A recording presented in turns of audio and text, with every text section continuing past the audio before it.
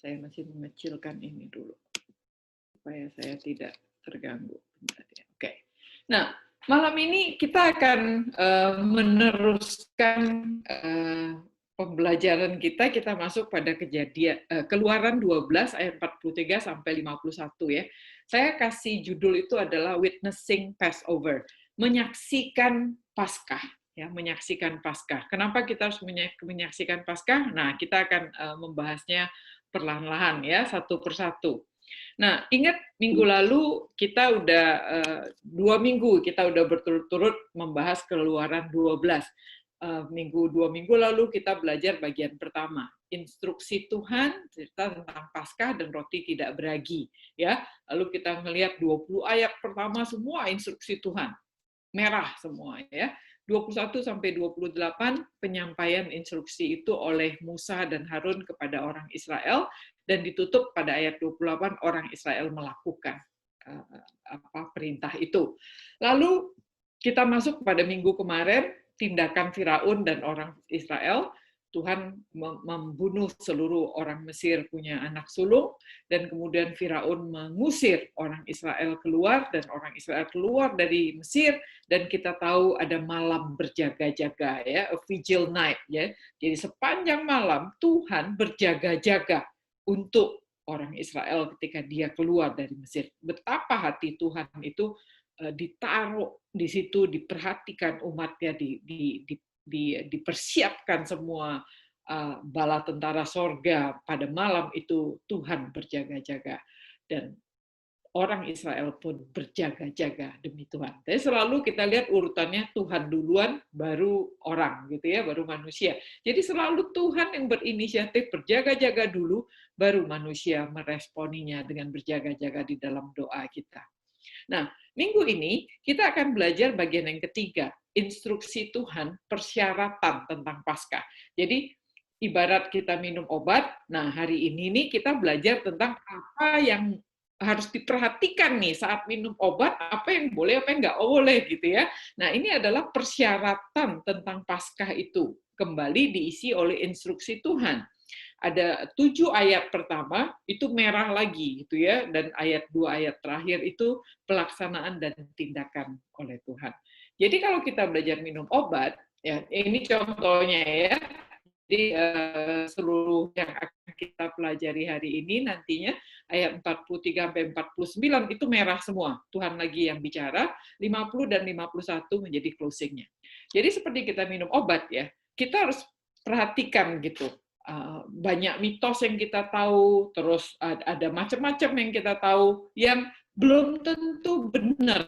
Nah, sehingga ada hal-hal yang kita harus hindari saat kita minum obat. Misalnya, jangan minum obat pakai pisang, karena bisa itu, misalnya menyebabkan hiperkalemia katanya. Minum obat nggak pakai air, waktu bisa iritasi kerongkongannya. Minum obat tidak dengan air putih, ya mestinya itu tidak bagus gitu ya, dan seterusnya. Minum antibiotik nggak kelar dan mengira semua obat bisa diminum setelah makan. Belum tentu, obat mah harus dimakan sebelum makan, contohnya begitu. Nah, sehingga minum obat kalau nggak diperhatikan instruksinya dengan benar, obat itu menjadi sia-sia. Nggak percuma kita minum, buat apa? Nah, sehingga ada peringatan-peringatan kalau kita lihat di label obat ya.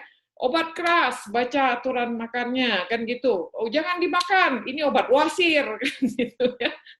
Ini hanya bagian luar, tidak boleh ditelan misalnya, atau jangan kena mata, dan seterusnya, bisa buta. Nah, itu adalah larangan-larangan, peringatan-peringatan yang ditempelin di obat itu, supaya kita berhati-hati. Kenapa? Supaya obat ini menjadi efektif, dan supaya obat ini tidak mencelakakan, begitu. Nah, ini yang akan kita lihat hari ini. Bagian terakhir ini adalah bicara tentang restriction. Bahasa Inggrisnya itu restriction. Hanya bahasa Indonesia diterjemahkan menjadi ketetapan. Ya. Nah, jadi kita akan belajar, saya akan bacakan ketetapan lebih lanjut. Jadi saya bikin adalah hal-hal yang penting untuk diperhatikan mengenai Paskah. Berfirmanlah Tuhan kepada Musa dan Harun, inilah ketetapan mengenai Paskah. Tidak seorang pun dari bangsa asing boleh memakannya. Seorang budak belian barulah boleh memakannya setelah engkau menyunat dia. Orang pendatang dan orang upahan tidak boleh memakannya. Paskah itu harus dimakan dalam satu rumah juga. Tidak boleh kau bawa sedikit pun dari daging itu keluar rumah. Satu tulang pun tidak boleh kamu patahkan. Segenap jemaah Israel haruslah merayakannya. Tetapi apabila seorang asing yang telah menetap padamu dan mau merayakan Paskah bagi Tuhan, maka setiap laki-laki yang bersama-sama dengan dia wajib disunat.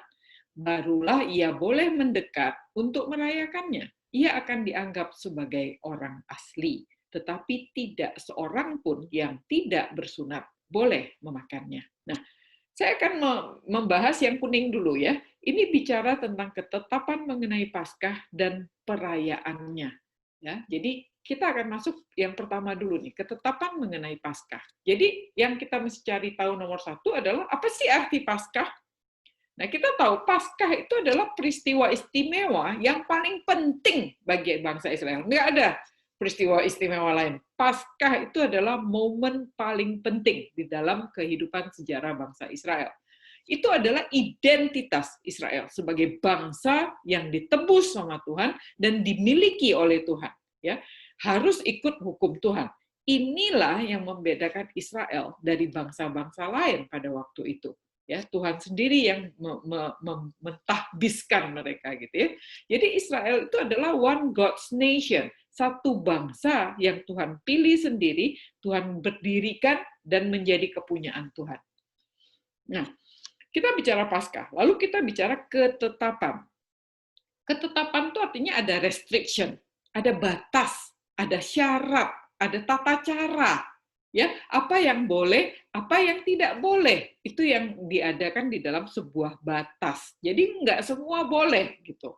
Nah, ketetapan Paskah, ketetapan tambah Paskah artinya adalah suatu perayaan. Dikatakan suatu perayaan dengan batas-batas tertentu. Jadi kita lihat ya, sama seperti perayaan Hari Kemerdekaan bagi sebuah negara, itu ada ritualnya gitu, membaca teks proklamasi, menyanyikan lagu bangsaan tuh harus dengan sikap sempurna gitu ya, sikap yang siap, yang sempurna. Upacara kenegaraan menaikkan sang merah putih dan sebagainya. Ada cara-caranya begitu yang menjadi mandatori di dalam perayaan Hari Kemerdekaan kita. Nah, lalu segenap jemaah Israel harus merayakannya.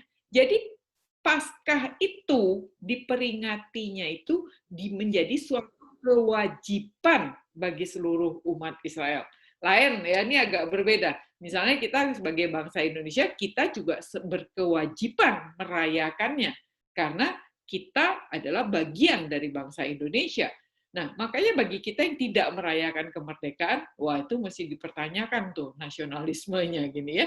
Jadi perayaan Paskah ini kewajiban, harus hukumnya bagi setiap umat Israel. Nah, lalu bentuknya adalah perayaan. Nah, jadi peringatannya kalau kita 17 Agustus bentuknya adalah upacara bendera salah satunya. Paskah ini bentuknya adalah perayaan. Jadi Tuhan minta diperingatkan itu dalam bentuk perayaan. Nah, perayaannya apakah makan berpesta pora? Enggak. Perayaan dalam kacamata Tuhan, dalam kosakata Tuhan adalah makan sederhana bersama keluarga.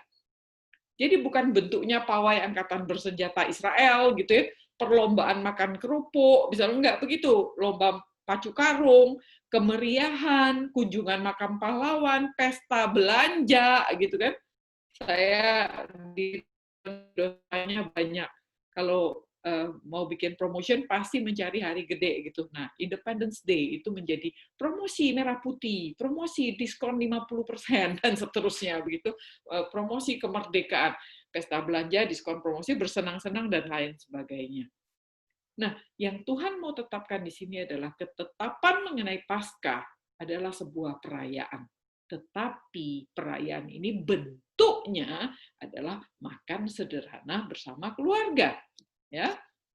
Nah, Lalu yang kedua kita mesti belajar, tadi kita pelajari tentang ketetapan mengenai Paskahnya. Yang kedua adalah siapa yang harus dan siapa yang tidak boleh merayakannya. Ingat ya, ini restriction, pembatasan.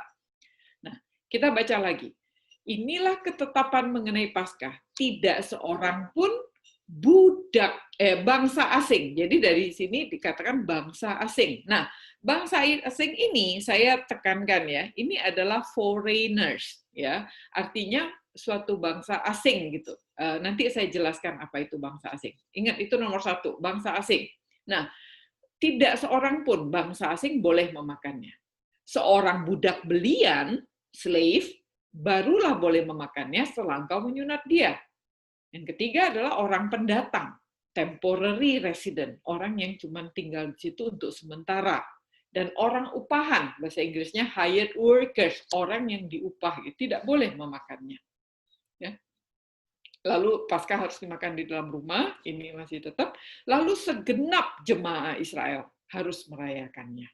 Ya, nah apabila seorang asing yang bukan keturunan Israel asli, artinya seorang asing di sini ya. Jadi kalau paling di atas adalah bangsa asing, kalau kita lihat di sini adalah bangsa asing, yang di bawah ini adalah seorang asing, ya satu individu asing, artinya bukan keturunan Israel asli, tapi telah menetap padamu dan mau merayakan Paskah bagi Tuhan, maka setiap laki-laki yang bersama dengan dia, artinya dia kepala keluarga, segenap keluarganya yang laki-laki, wajiblah disunat.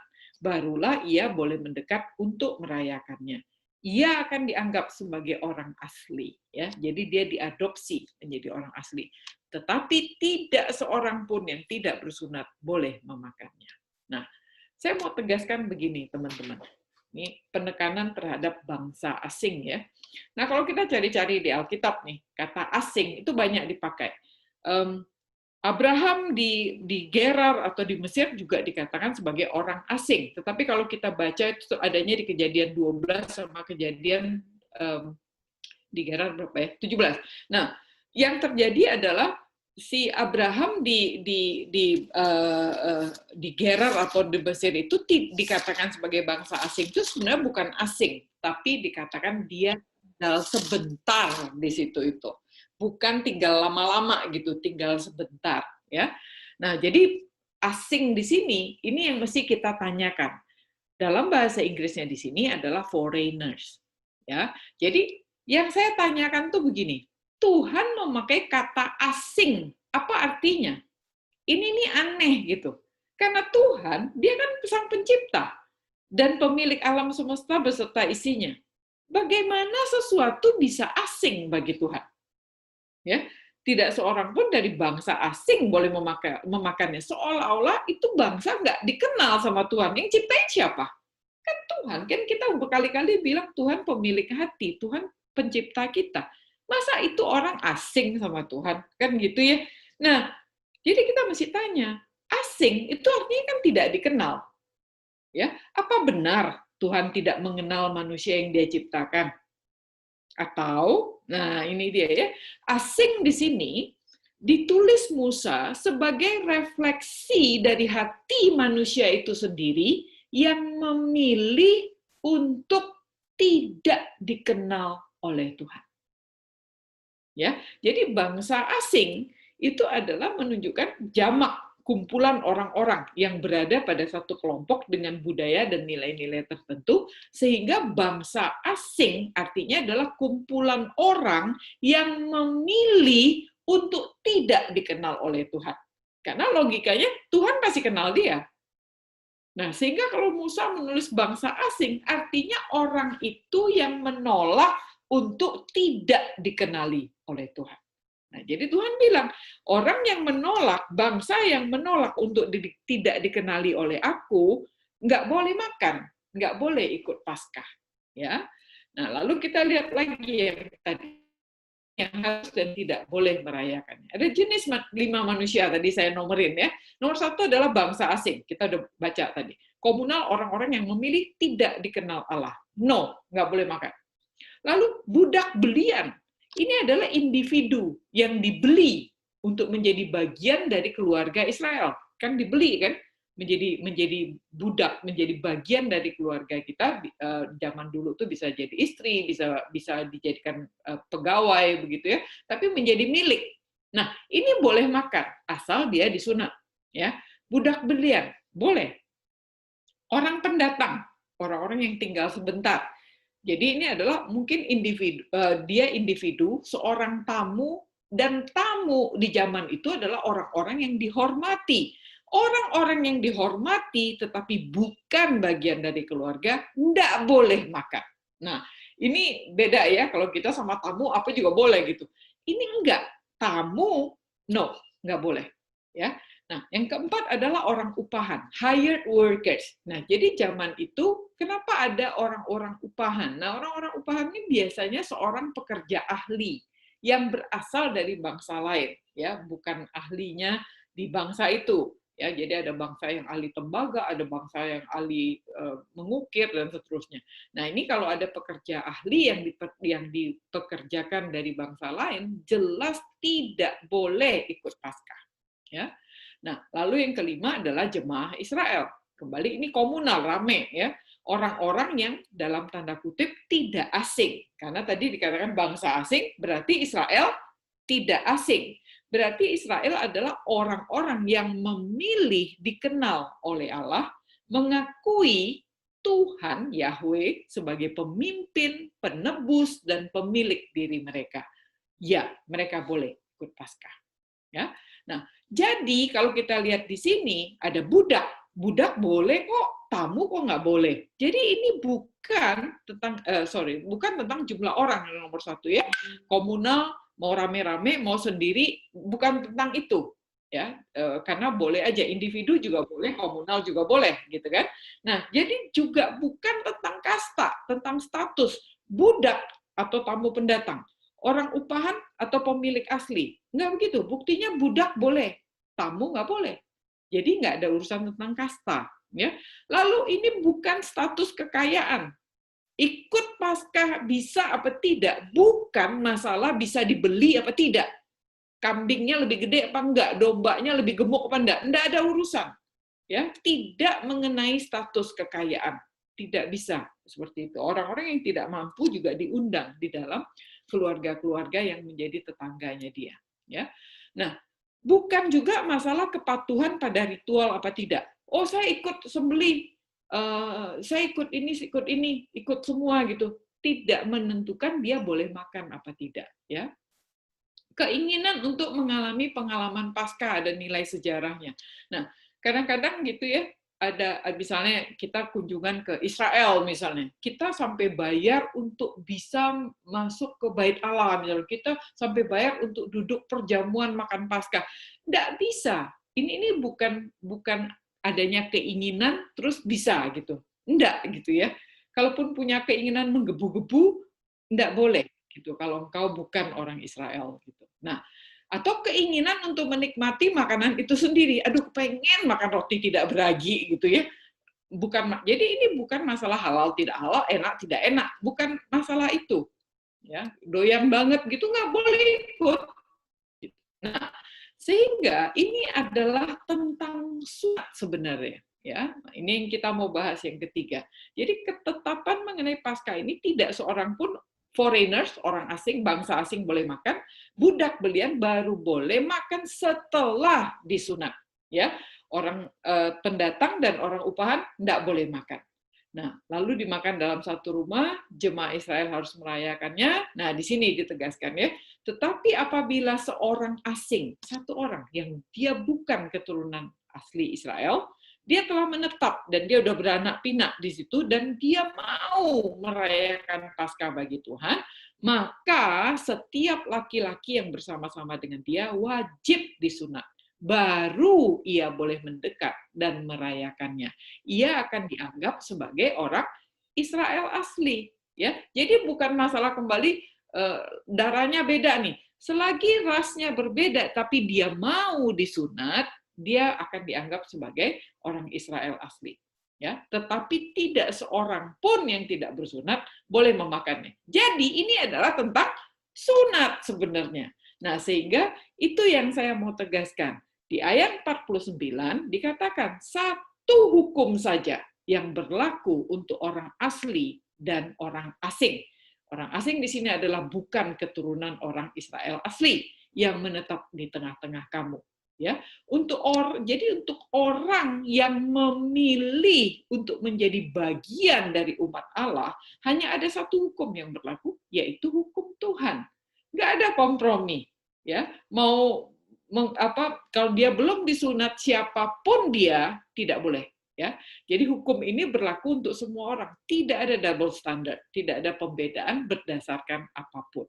Nah, dalam konteks ini, hukum di sini dikatakan satu hukum saja. Dari tadi kita bicara sunat, jelas hukum yang dimaksudkan di sini adalah hukum tentang sunat.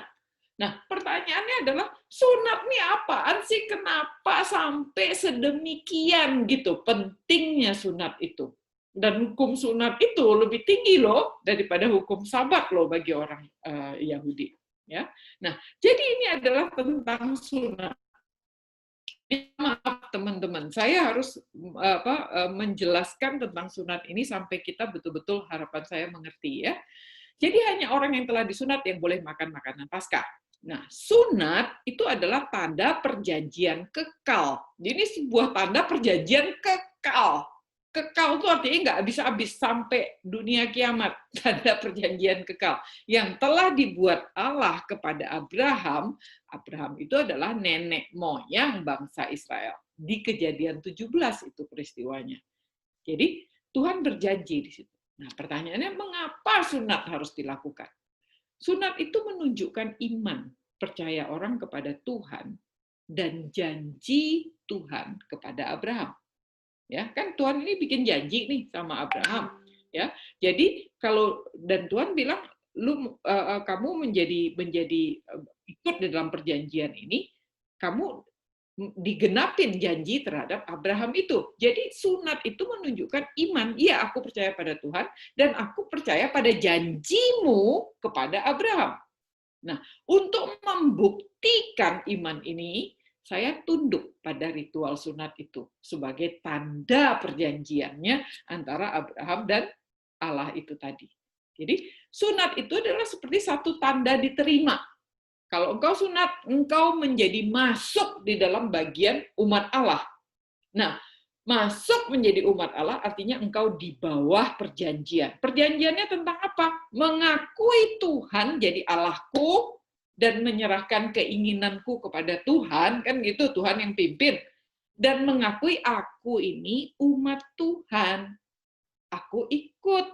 Aku turut semua hukum Allah. Jadi ada dua ya. Aku mengakui engkau sebagai Allahku, aku mengakui aku jadi umatmu. Nah itu perjanjiannya begitu. Ya. Nah jadi Paskah hanya ditujukan kepada orang yang memang mau menjadi umat Allah. Boleh nggak mau jadi umat Allah? Boleh, itu kehendak bebas kok, kehendak orang boleh. Tapi engkau nggak boleh ikut Paskah gitu. Ya, jadi ingat, nah ritual Paskah ini tidak membuat orang diterima oleh Tuhan atau tidak begitu, tetapi iman percayanya pada janji Tuhan itu yang diterima oleh Tuhan. Jadi sunat itu yang membuat orang itu diterima, bukan ikut ritual Paskahnya. Karena dia sunat, dia boleh ikut ritual Paskah. Nah, sunatnya itu yang demikian pentingnya. Ya, nah, jadi ketika kita disunat, kita masuk dalam perjanjian. Keluaran 6 ayat 2 dan 7 ini mengatakan, akulah Tuhan, aku mengangkat kamu menjadi umatku dan aku akan menjadi Allahmu. Artinya, aku Tuhan, aku kecil menjadi umatmu. Ya, jadi itu yang ditekankan di dalam perjanjian ini. Dan kita tahu, kalau kita baca sebentar di Kejadian 17 ini ya, ketika Abram berumur 99 tahun, maka Tuhan menampakkan diri kepada Abram dan berfirman kepadanya, akulah Allah yang Maha Kuasa. Allah Maha Kuasa itu ada El Shaddai ya. Akulah El Shaddai. Hiduplah di hadapanku dengan tidak bercela. aku akan mengadakan perjanjian antara aku dan engkau, dan aku akan membuat engkau sangat banyak. Lalu sujud Abram dan Allah berfirman kepadanya, dari pihakku, kan janji nih, dari pihakku, inilah perjanjianku dengan engkau. Engkau akan menjadi bapak sejumlah bangsa besar. Karena itu namamu bukan lagi Abram, melainkan Abraham. Tuhan kasih nama si Abram. Artinya Abraham, lo punya gue, gitu. Karena engkau telah kutetapkan menjadi bapa sejumlah bangsa besar. Aku akan membuat engkau beranak cucu sangat banyak. Engkau akan kubuat menjadi bangsa-bangsa, dan daripadamu akan berasal raja-raja.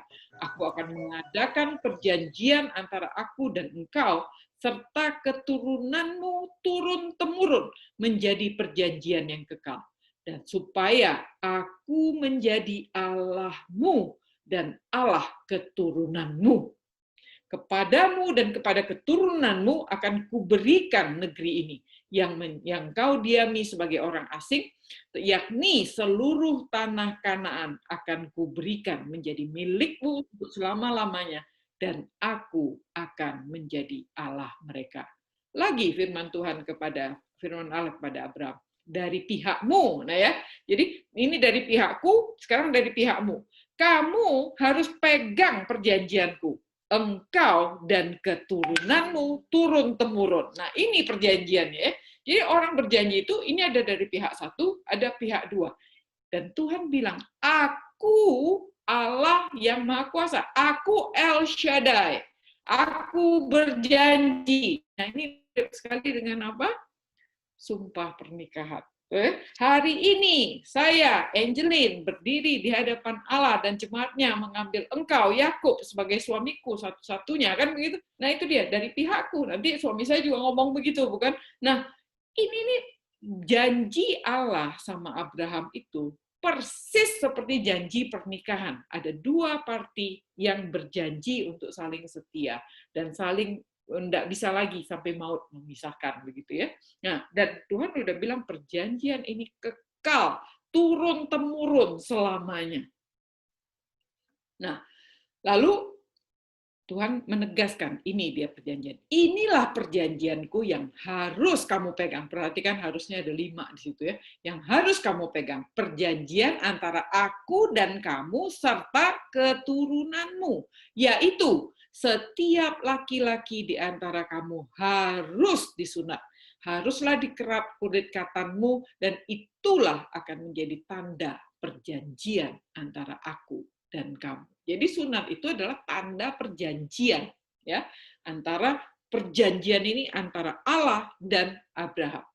Nah, anak yang berumur 8 hari haruslah disunat, yakni setiap laki-laki di antara kamu turun-temurun, baik yang lahir di rumahmu maupun yang dibeli dengan uang dari salah seorang asing, tapi tidak termasuk keturunanmu. Orang yang lahir di rumahmu dan orang yang engkau beli dengan uang harus disunat. Ya, si budak belian tadi ya. Maka dalam daging mula perjanjianku itu menjadi perjanjian yang kekal. Jadi perjanjian dari Tuhan itu harus diwujudkan di dalam tubuh ini. Nah, itu sesuatu yang sangat meaningful, Bapak Ibu. Ya, tolong diperhatikan itu. Perjanjian Tuhan kalau tidak diwujudkan ke dalam badan kita ini, nggak ada arti. Karena artinya cuma ngomong-ngomong doang. Ya, perjanjian itu harus diwujudkan di dalam daging. Ya, nah itu yang saya mau tegaskan sedikit. Allah sendiri ketika menyelamatkan manusia, Dia yang adalah Roh itu menjelma menjadi daging, ya, dalam tubuh Yesus Kristus. Nah ini dia. Maka dalam dagingmu perjanjianku itu menjadi kekal. Dan orang yang tidak disunat, yakni laki-laki yang tidak dikerat kulit katannya, maka orang itu harus dilenyapkan dari orang-orang sebangsanya, karena ia telah mengingkari perjanjianku. Jadi orang-orang yang tidak disunat, dia bukan dimatiin, artinya dilenyapkan, artinya diekskomunikasi ya, tidak boleh menjadi bangsa Israel, keluar dari bangsa Israel, karena dia tidak ikut dalam perjanjian antara Allah dan Bapak Israel ini, si Abraham ini. Lalu apa yang terjadi? Setelah itu Abraham memanggil Ismail anaknya. Waktu itu dia udah punya anak Ismail ya. Dan semua orang yang lahir di rumahnya juga semua orang yang dibelinya dengan uang, yakni setiap laki-laki dari isi rumahnya. Lalu ia mengerap kulit katan mereka pada hari itu juga, dia tidak tunda ya, hari itu juga, seperti yang difirmankan Allah kepadanya. Nah, Abraham bukan umur 8 hari, Abraham berumur 99 tahun ketika dikerat kulit katannya. Ya, dan Ismail anaknya 13 tahun ketika dikerat kulit katannya. Pada hari itu juga Abraham dan Ismail anaknya disunat, dan semua orang dari isi rumah Abraham, baik yang lahir di rumahnya maupun yang dibeli dengan uang dari orang asing, disunat bersama-sama dengan dia. Jadi Abraham menunjukkan keseriusannya, ketaatannya, tidak menunda, oh mikir dulu, waduh kacau nih, sakit dong, dan nggak ada cerita. Hari itu juga Abraham melakukan sunat terhadap dirinya yang 99 tahun. Ya, bukan anak kecil 8 hari. Nah, sehingga sunat itu dalam bahasa Ibrani, ini saya ambil tradisinya orang Yahudi ya, mereka mengatakan ini brit milah gitu. Nah, orang Yahudi itu memberikan penghormatan yang paling tinggi pada tubuh. Tinggi tubuh ini ya. Dan mereka tidak boleh memodifikasi tubuh dalam bentuk apapun, atau hanya karena iseng atau tanpa berpikir. Jadi orang Yahudi boleh tato nggak? Nggak boleh. Boleh tindik kuping nggak? Nggak boleh. Boleh pakai anting-anting hidung nggak? Nggak boleh. Ya, jadi orang Yahudi itu memberikan penghormatan yang paling tinggi terhadap tubuhnya. Nggak boleh modifikasi tubuh dalam bentuk apapun, walaupun sedikit. Ya, walaupun iseng. Walaupun, aduh, lupa, nggak mikir. Nggak bisa. Nggak boleh. Karena mereka harus mati, mereka ketika mereka akan dikuburkan itu harus sempurna seperti ketika mereka datang ketika bayi. Ya. Jadi, melakukan sunat yang secara literal itu menghilangkan kuluk pada alat kelamin. Alat kelamin itu adalah lokus seksualitas, tempat seksualitas, dan simbol kekuatan pria. Itu adalah suatu hal yang sangat serius bagi mereka. Apa-apa aja nggak boleh, ini lakukan sunat di tempat yang paling sakral pula, begitu ya. Ini sangat serius bagi mereka. Ya. Jadi sunat itu adalah pernyataan, aku ikut serta dalam perjanjian Allah dan Abraham, artinya dengan bangsa Israel. Ya. Dan perjanjian ini adalah perjanjian individu, perjanjian keluarga, kalau dia kepala keluarga, seluruh keluarganya yang dia hasilkan, termasuk anak perempuannya, anak perempuan tidak disunat, tetapi itu bapaknya yang tebus dia, seolah-olah begitu ya, bapaknya disunat, seluruh keluarganya kena gitu. Dan perjanjian komunal yang melibatkan sang pemimpin dan kelompok bangsa yang dipimpinnya. Kayak Abraham, dia pemimpin komunal bukan? Pemimpin dan seluruh budak-budaknya semua disunat. Nah, artinya disunat artinya dengan volunteer, dengan sukarela mengikatkan diri pada perjanjian Allah. Artinya, aku bersedia menyerahkan seluruh diriku, pikiranku, perasaanku, perilakuku untuk hidup kudus dan berkenan kepada Allah. Ya, volunteer loh ya, mengikatkan diri. Nah, bersedia dan rela memakai kehendak bebas untuk mengendalikan sifat-sifat kecenderungan alami manusia. Nah, saya akan cukup lama berhenti di Yetzer hara ini ya. Jadi ada kata yang dikatakan sebagai Yetzer hara bagi orang Yahudi ini. Itu adalah kecenderungan alami manusia. Nah, dan sunat itu artinya bersedia rela kasih kehendak bebasku untuk memakai sifat ini, ku kasih. Ya, itu sunat. Nah, sekarang Yetzer hara itu apa? Yetzer hara itu adalah sifat dasar manusia sebenarnya yang Tuhan kasih untuk bertahan hidup. Ya, ingat ya perintah Tuhan di Kejadian 1, baru awal sekali dari Alkitab kita. Tuhan bilang begini, aku memberkati mereka. Allah memberkati mereka. Lalu Allah berfirman kepada mereka, beranak cuculah, bertambah banyaklah, penuhilah bumi, taklukkanlah itu untuk mengusahakan dan memelihara taman itu. Ya. Nah, untuk menjalankan perintah Allah. Ini kan perintah Allah nih, suruh beranak cucu, suruh kelola bumi, kan gitu ya. Untuk menjalankan perintah Allah ini, maka setiap manusia itu diciptakan dengan satu anugerah sifat alami. Itu tadi, Yetzer hara. Untuk dapat bertahan hidup, untuk mempertahankan hidupnya. Contoh, bayi itu nangis kalau lapar. Nggak ada yang ngajarin kan, lapar nangis kan gitu, nggak ada. Tapi mereka, bayi itu begitu dia lapar dia menangis, atau dia tidak nyaman, pipis nggak diganti popoknya, dia nangis karena dia itu adalah senjatanya untuk menarik perhatian, untuk dikasih makan, untuk merasa nyaman begitu kan. Nah itu adalah yetzer hara, sifat alami manusia untuk menarik perhatian, membela dirinya sendiri begitu. Nah, balita nangis saat dibentak, bentak nangis dia. Nah, manusia bersembunyi atau melarikan diri pada saat terancam, ya. Jadi waktu kita saat terancam, kita tuh nggak pakai mikir, oh terancam ya, begitu ya, terus santai-santai. Enggak, kita langsung kabur, lari, sembunyi, whatever, karena itu adalah sifat yang Tuhan taruh tuh untuk mempertahankan diri. Nah, termasuk untuk beranak cucu. Tuhan memberikan sifat keinginan seksual dalam semua makhluk yang tanpanya dunia ini nggak bisa beranak cucu, nggak bisa bertambah banyak, gitu kan? Nah, itu adalah sifat alami yang Tuhan taruh di dalam setiap kita. Tujuannya apa? Supaya kita manusia ini bisa melakukan perintah Tuhan ini. Beranak cucu, bertambah banyak, memenuhi bumi, mengusahakan bumi, memelihara. Kalau kita tidak punya yetzer hara, kita tidak bisa melakukan perintah Tuhan ini. Nah, ini jadi yetzer hara itu bisa dikatakan kayak insting gitu ya. Binatang juga punya. Mereka induk ayam itu melindungi anak-anaknya. Ada elang dilindungin, kembangin sayapnya. Kalau hujan, induk ayamnya itu lindungin anak-anaknya. Itu sifat alami yang ada di dalam manusia dan binatang.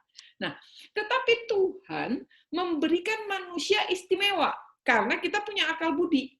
Nah, akal budi itu ada kasih, ada kesadaran, ada tanggung jawab untuk memakai yetzer hara kita itu untuk menjadi berkat bagi orang lain juga. Ya, dengan akal budi kita, dengan kesadaran artinya, dengan kasih, dengan tanggung jawab, bukan hanya sekedar insting.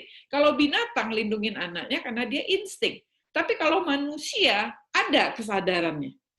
Bisa nggak dia tinggalin anaknya? Bisa. Bapak ini bisa memayungin dirinya, anaknya yang kehujanan, bisa. Tetapi dia punya akal budi, punya kasih kepada anaknya, punya kesadaran dan tanggung jawab terhadap anaknya, dia payungin anaknya, bukan dirinya. Nah, jadi manusia itu punya akal budi, ya, yang dikasih sama Tuhan sehingga kita bisa menggunakan sifat alami kita itu untuk orang lain. Nah, anak kecil ini yang sebelah kanan ini, dia melindungi adiknya dari serangan anjing, coba. Bocah 6 tahun sampai hancur mukanya, dan dia mendapat 90 jahitan. Kenapa dia belain adiknya? Itu tadi, karena dia mengasihi adiknya. Dan dia sadar, gue kokohnya nih, anjing lagi serang adiknya, dia berjuang untuk melindungi adiknya.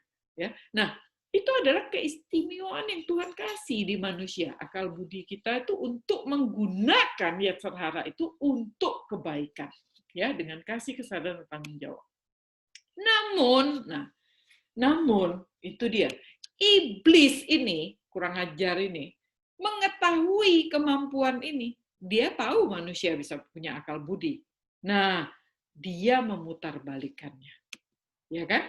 Dia memutarbalikannya. Dia bilang, daripada lu bertahan hidup nih, yetzer hara tadinya untuk mempertahankan hidup, bukan?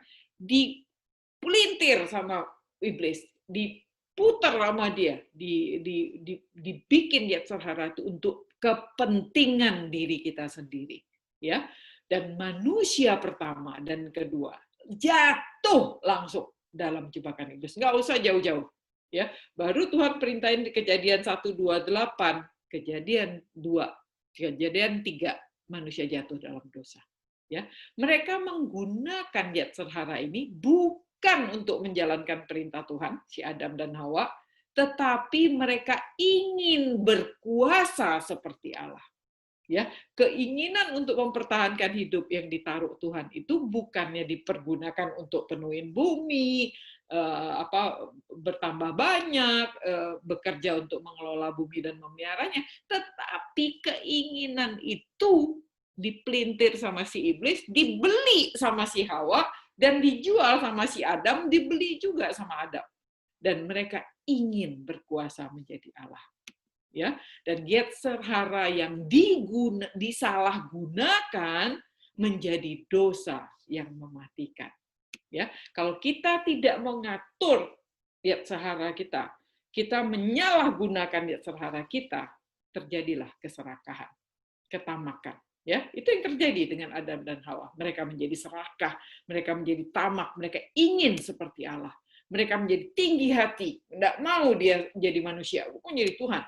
Ya, dan dia nantinya tuh menjadi malas gitu kan, nggak mau kerja, mengerjain orang lain, iri hati, nggak bisa lihat orang lain senang, murka, rakus, dan hawa nafsu yang tidak bisa dikendalikan. Jadi Yetzer hara yang disalahgunakan ini tuh killing people, ya, mematikan. Nah, itu yang kita lihat. Perempuan ini cantik nggak? Cantik. Tetapi dia menyalahgunakan Yetzer haranya untuk kelihatan lebih cantik lagi. Ya bukan? Aslinya yang mana? Sebelah kiri bukan? Nah, tapi ingin kelihatan sebelah kanan kan? Nah, gitu. Ini adalah salah satu bentuk penyalahgunaan Yetzer hara. Ya. Lalu mukanya, dari muka nih, kita dengan serius untuk dibenyek-benyek supaya lebih cakep, kan begitu. Sampai ke kaki, nggak puas-puas manusia ini mengumbar Yetzer haranya. Bayangkan ya, ada orang tuh kerja hanya untuk beresin kuku kaki orang gitu. Aduh, minta ampun. Ya, dan kita membayar mahal untuk itu hanya supaya kukunya kinclong gitu kan. Ya, kita membeli segala macam hal seperti ini. Peralatan satu koper gitu buat hanya kikir kuku, buat hanya beresin tumit, kuku warna lipstick warna ini, kuku juga mesti warna ini. Emang orang perhatiin gitu? Tapi itu yang kita lakukan, bukan? Ada gerindanya gitu ya. Ya ampun gitu, itu yang terjadi. Ya, kalau kita nggak bisa sudah tua nih, ya kepengen tetap cakep, toh ketemunya di handphone ini, udah COVID, udah nggak bisa kelihatan ini, mari kita modifikasi. Kita mulai menjadi penipu, bukan? Nggak bisa jujur dengan diri kita sendiri, dan kita menipu. Pakai beautifier gitu ya, kerjanya selfie melulu gitu. Dan keinginan untuk menjadi lebih cantik. Ingat, Hawa itu jatuh di dalam dosa gara-gara ini. Kita juga, bukan? Nah, 1 Petrus 3:35 mengatakan ini, perhiasanmu jangan secara lahiriah. Ini Rasul Petrus yang ngomong, ya, yaitu dengan mengepang-epang rambut, memakai perhiasan emas atau menggunakan pakaian yang indah-indah. Tapi perhiasanmu ialah manusia batinia yang tersembunyi dengan perhiasan yang tidak binasa, yang berasal dari roh yang lemah lembut dan tentram, yang sangat berharga di mata Allah. Sebab demikianlah caranya perempuan-perempuan kudus dahulu berdandan, yaitu perempuan-perempuan yang menaruh pengharapannya kepada Allah dan mereka tunduk kepada suaminya. Harapannya itu ada pada Allah, bukan pada si tukang salon tadi. Bukan kepada si teman-temannya yang memuji dia lebih cantik. Dan mereka tuh tunduk pada suaminya. Boleh nggak mereka punya nafsu gitu? Boleh, tapi pada suaminya, bukan pada suami orang lain gitu. Nah, jadi itu perempuan yang dikatakan Rasul Petrus. Tapi apa yang terjadi dengan kita? Ya, saya kemarin browsing satu anak menti, saya tanya, itu apa sih nama jeans yang disobek-sobek itu? Oh, dia bilang rip jeans. Wah, ripped jeans. Waduh, saya baru tahu juga istilahnya gitu. Buset dah. Ini yang kita lakukan, bukan? Celana disobekin, baju disobekin, rok semini mungkin begitu. Apa sih yang kita lakukan? Ya, apa ini yang kita bilang hidup sederhana gitu, sampai kekurangan begini?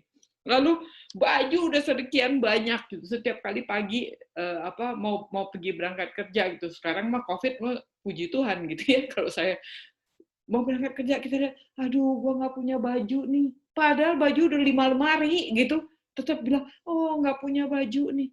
Karena nggak punya baju, apa yang terjadi? Kita belanja terus kan, dan pakai alasan lagi. Oh nggak belanja, ini nolongin ekonomi. Ada yang lagi viral kan sekarang begitu kan? Enggak kok, katanya jangan naik sepeda. Kalau naik sepeda tuh hidupnya tuh hemat banget, terus ekonomi nggak jalan. Kalau banyak orang yang bilang gini, kalau semua konsumennya kayak Bu Angelin, bangkrut retail kan gitu. Jadi saya tuh belanja karena helping ekonomi, membenarkan diri kita sendiri, bukan? Dan menjadi shopping itu ngelepas stres loh. Aku nggak perlu lagi psikiatris. Happy gua kalau shopping. Bayar psikiatris lebih mahal, mendingan gue belanja. Kita membenarkan diri kita terus-menerus. Sampai, dan ketika konsumennya begitu, retailnya tambah gila nggak? Tambah gila. Memanfaatkan kesempatan itu untuk abuse, sama-sama mengabuse. Ya, ayo deh lo, karena lu doyan belanja, ayo diempanin terus sampai ayo shop till you drop.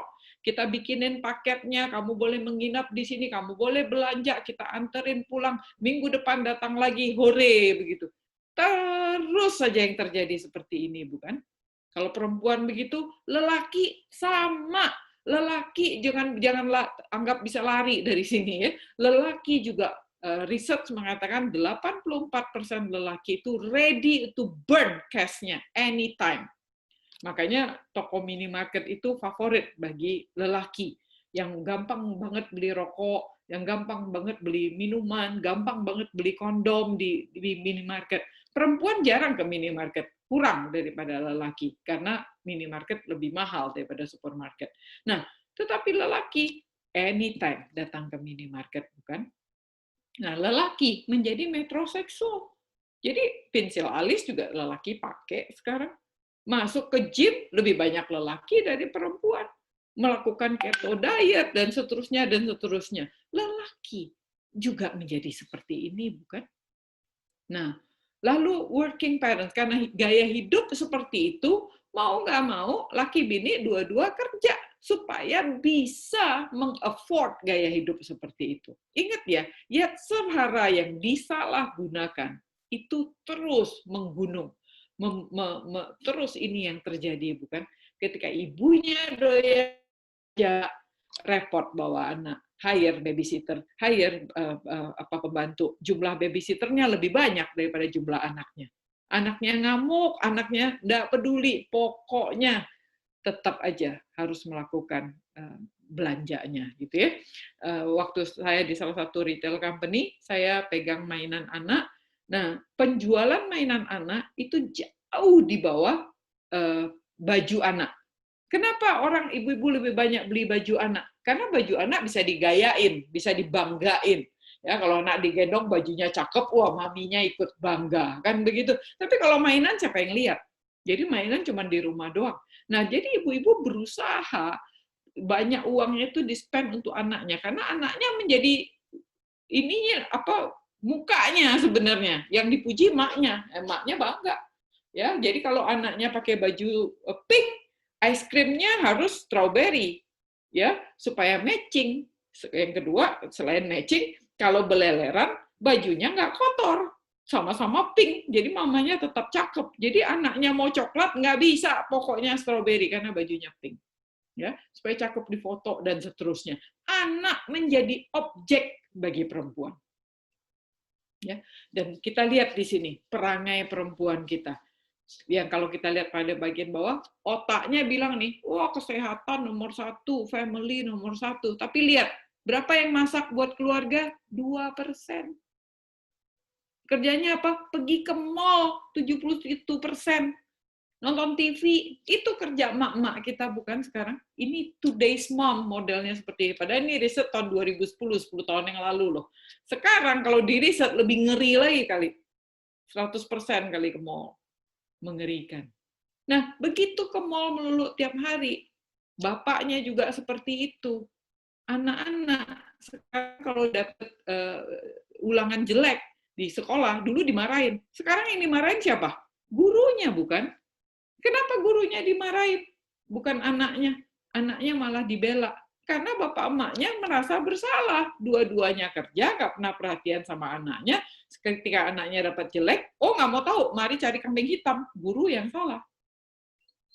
Nah, ketika guru yang disalahkan di depan anak, anak menjadi apa? Anak menjadi gede kepala. Anak menjadi I have power. Kemudian anak memilih sendiri belanjaannya. Ini adalah sebuah research ya yang menunjukkan anak memilih sendiri, 86% anak memilih snacknya sendiri.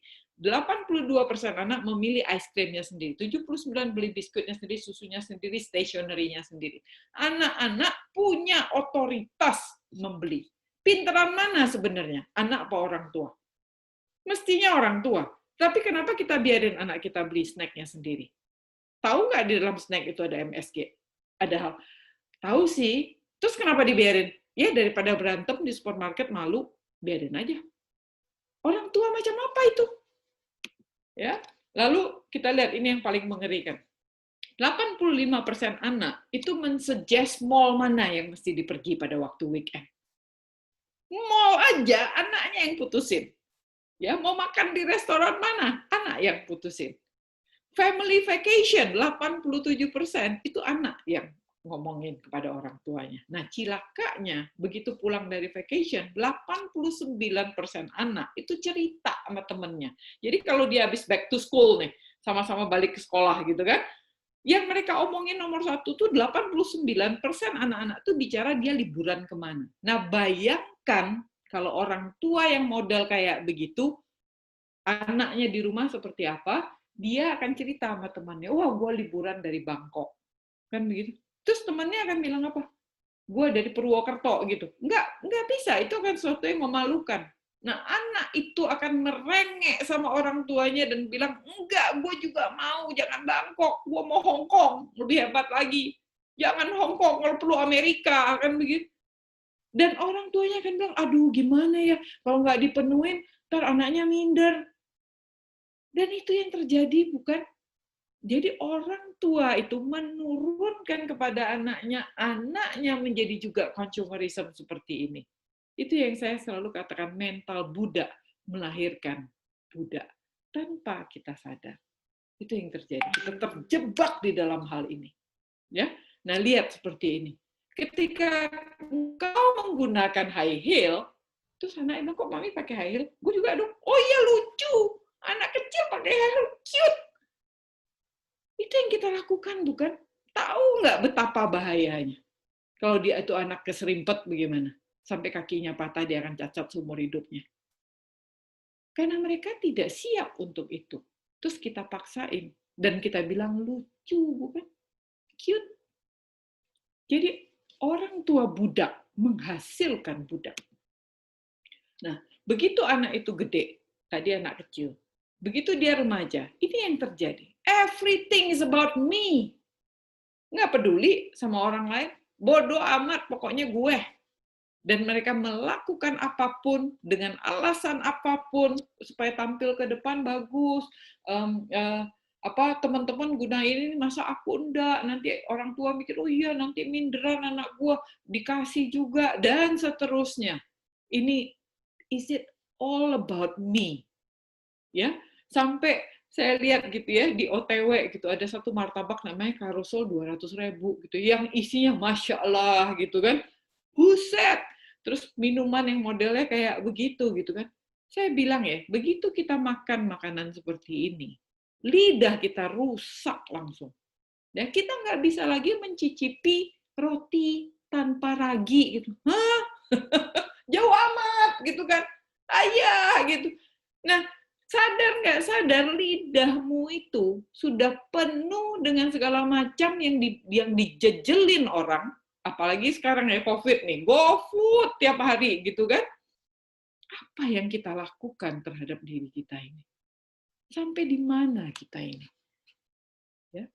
Nah, dan kita menyenangkan diri kita, kejutan yang menyenangkan, super besar, lezat luar biasa, dan seterusnya, bukan? Sampai kita, ini bukannya kerakusan itu tadi. Ya. Nah, yang saya mau katakan adalah Yeser hara yang tadi yang disalahgunakan individual. Individu ini bisa menjadi yang lebih mengerikan. Ini juga contoh dari kesombongan dan keserakahan yang menyebabkan kehancuran dari bangsa lain. Dari seorang Hitler, ya, yang merasa dirinya lebih baik dari orang lain dan merasa nih orang-orang Yahudi ini orang-orang yang bikin susah aja nih, harus dimusnahkan, dan dia melakukan dengan kesombongan dan keserakahan dan dengan kekuatan yang dia rasakan, yang musnah harus dimatikan. Ini hukum Darwin, bukan? The survival of the fittest, gitu ya. Orang yang lebih kuat itu akan lebih berkuasa. Sehingga yang lemah-lemah kita matikan aja, karena nggak ada gunanya. Orang yang penyakitan, orang dikasih mati aja semua. Sama, ini yang terjadi. Dan itu yang terjadi, berapa ratus juta orang mati hanya gara-gara ini. Ya, dan mengakibatkan apa? Perang kanan kiri. Dan apa dampaknya? Ini yang terjadi, bukan dari Yeser hara yang disalahgunakan. 21 orang tewas atas bagian zakat. Itu cuma perkara 20.000 perak, tapi dibagi 20.000 orang rela injek-injekan untuk mendapatkan 20.000 rupiah. Itu terjadi di Indonesia, saudara-saudara. Bukan di Lebanon sana, bukan di jalur Gaza sana. Ini di Indonesia. 21 orang tewas. Ketika kemiskinan itu menjadi jerat. Kenapa miskin? Karena ada orang kaya yang ngerampokin, yang ngambilin duit orang semua. Nah, dunia yang sudah jatuh di dalam dosa ini. Ketika kemiskinan itu datang, ya, saya coba bayangkan, saya kepengen teman-teman itu coba bayangkan. Dalam dunia yang sudah jatuh dalam dosa ini, dalam perang itu tadi, dalam kemiskinan yang sangat miskin tadi, ibu-ibu malnutrisi. Bayangin ya, ibu-ibu kurus kering, terus malnutrisi. Dia punya bayi-bayi yang lapar. Nah, bayi itu punya anugerah Yeser hara itu kan, untuk bertahan hidup kan. Bayi ini pun seolah-olah bisa jadi jahat, bukan? Karena ketika dia lapar dan dia perlu makan, dia tidak berdaya dan dia tidak menyadari apakah ibunya siap apa tidak, sehat atau kekurangan gizi. Bayi ini akan terus nangis sampai kebutuhannya dipenuhi. Artinya bayi itu akan tetap nyusu sama ibunya, walaupun ibunya tidak punya gizi. Bayinya bisa gemuk, ibunya bisa mati. Nah, karena kita ini sudah jatuh semua di dalam dosa, anak-anak menjadi gelandangan. Dan anak-anak yang menjadi gelandangan ini tumbuh dalam keluarga yang tidak karuan. Maknya pelacur, bapaknya rampok. Mereka menjadi remaja yang rusak seluruhnya, fisik, mental, dan spiritual mereka. Jadi, di dalam dunia yang sudah hancur lebur ini, Yeser hara itu tadi, yang disalahgunakan tadi itu, bahkan bayi aja sudah bisa menjadi seolah-olah jahat sama mamahnya. Dunia ini udah hancur lebur gara-gara kita menyalahgunakan Yeser hara kita. Nah, itu yang orang Ibrani bilang, orang Yahudi bilang ya, sunat itu adalah pernyataan aku ikut serta dalam perjanjian Allah dan umatnya. Aku mau ikut. Ya, perjanjian individu, perjanjian keluarga, perjanjian komunal. Aku dengan rela mengikatkan diriku pada perjanjian Allah, aku menyerahkan seluruh diriku, pikiran, perasaan, perilaku untuk hidup kudus dan berkenan kepada Allah. Aku bersedia dan rela memakai kehendak bebasku untuk mengendalikan sifat atau kecenderungan alami manusiaku itu, Yeser hara itu. Nah, itu artinya sunat. Ketika aku mau disunat, artinya itu aku rela kasih organ tubuhku ini untuk secara nyata menyatakan aku mau dan aku rela, dan itu diwujudkan di dalam tubuh ini menjadi daging, ya, di dalam daging. Nah, itu yang terjadi. Jadi makanya ibadah ritual sunat, hukum sunat itu bagi orang Yahudi paling tinggi di atas hukum Sabat. Ya, untuk menyatakan aku mau untuk Tuhan kendalikan diriku, memberikan semua kesetanan yang ada di dalam kita ini, kedagingan kita itu, keegoisan kita itu untuk dijinakkan begitu ya, dikendalikan. Nah, itu dia ya untuk hukum sunat. Saya cerita panjang lebar tentang sunat. Nah, lalu yang selanjutnya, poin selanjutnya dari sini adalah ketetapan mengenai Paskah tadi, siapa-siapa boleh makan. Nah, yang tengah ini, Paskah itu harus dimakan dalam satu rumah juga. Tidak boleh sedikit pun dari daging itu dibawa keluar rumah. Satu tulang pun nggak boleh dipatahin. Ya, saya akan highlight yang di dalam satu rumah ini. Jadi apa yang terjadi? Ya, dalam satu rumah, artinya apa? Paskah adalah perayaan keluarga. Ya, keluarga itu dekat dan akrab. Bentuknya makan keluarga bersama-sama dalam rumah pada tempat dan waktu yang sama. Ya, jadi ini kita miris ya sekarang ini. Kalau kita nih Bapak Ibu yang bekerja gitu, anak entah ada di mana, kita kapan sih makan bareng? Kalau belum sering-sering lah sekarang ya, mulai berpikir untuk betul-betul bisa ada makan keluarga. Dan makan keluarga ini yang dekat dan akrab ini tidak untuk show off. Makanya enggak ada boleh tulang yang dipatahkan. Nah, ini tulang ini dombaku gemuk nih, wah mau pamer dipatahin kasih tetangga, nggak boleh. Ya, tidak boleh ada tulang yang dipatahkan dan tidak boleh makan di luar rumah, harus di dalam rumah. Ya, kenapa? Jadi si dombanya itu harus diutuh begitu. Nah, keluarga adalah unit komunal terkarib yang tulus apa adanya. Kita nggak bohong-bohong di antara keluarga kita, bukan apa adanya. Tidak ada motivasi-motivasi lain. Begitu keluarganya datang tamu, berubah tuh bentuknya, ya kan? Tapi kalau cuma keluarga doang, kita tulus apa adanya. Nah, Tuhan artinya mempercayakan, kasih mandat kisah penebusan umatnya ini perayaan Paskah kan mesti mengingat kisah penebusan umat. Ya, ingat ya minggu lalu kita lihat orang Yahudi duduk pakai buku-buku, bukan membacakan cerita itu ya. Jadi Tuhan mempercayakan, kasih mandat nih kepada orang tua. Kisah penebusan umat itu, orang tua, ajarin, bikin anak-anak itu mengerti, memahami dengan baik dan ingat dan menjadi milik, menjadi bagian dari kisah penebusan ini. Kalau papamu ini nggak ditebus, engkau nggak ada. Ya, kalau papa ini mungkin tidak percaya pada Tuhan dan tidak menjadi anak Tuhan, engkau juga jadi anak setan nantinya begitu. Ya, jadi Tuhan itu mempercayakan kisah ini kepada setiap orang tua untuk diajarkan sama anak-anaknya. Anak-anaknya bisa ingat, anak-anaknya bisa paham dan menjadi milik kisah penebusan itu. Nah, makanya komponen makanan Paskah itu harus begitu, diatur begitu ya, nggak boleh tambah-tambah yang lain. Cuman begitu doang, ya, melambangkan kasih dan anugerah istimewa Allah untuk bangsa Israel.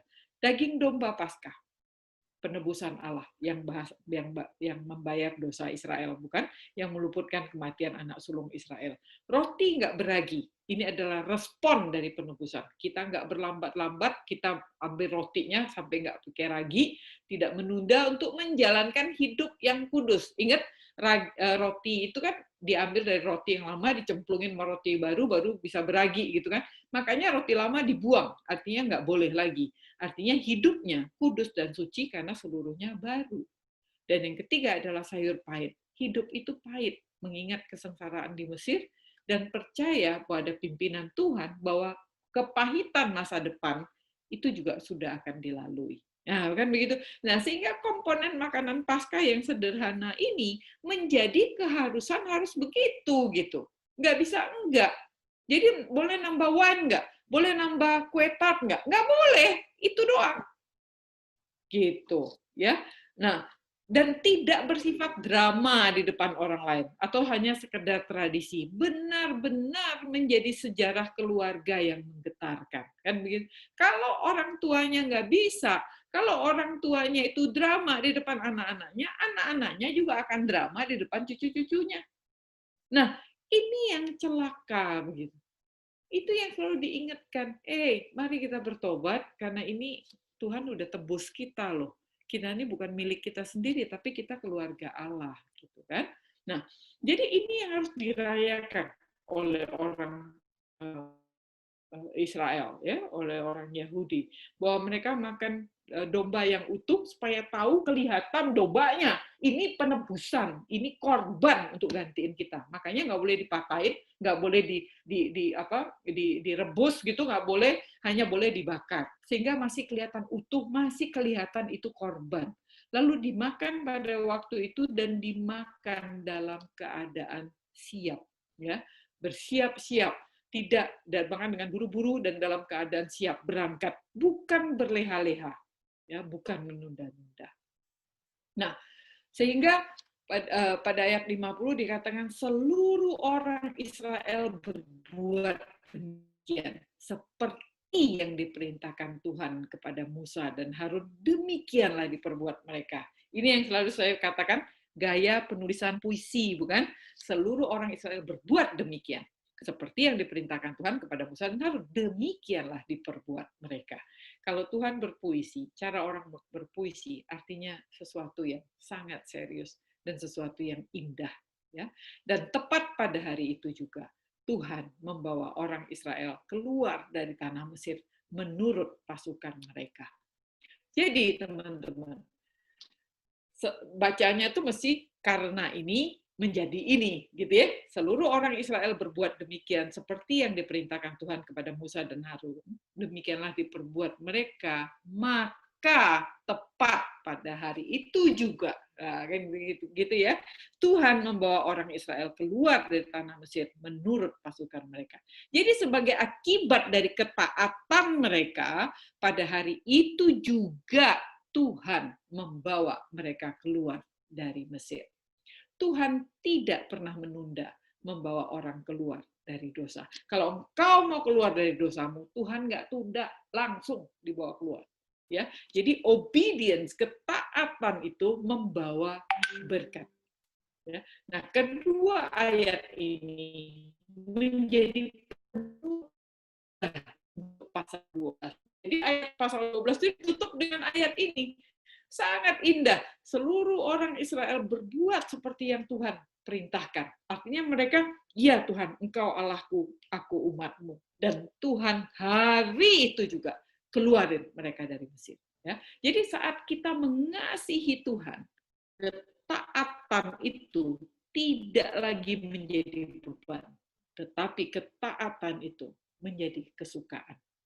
Ya, itu bukan saya ngomong, itu yang ngomong si Joseph Wiltrin, itu saya terjemahin ya. Jadi when we love the Lord, obedience ceases to be burden, obedience becomes a delight. Ya, nah jadi highlights kita pada hari ini apa?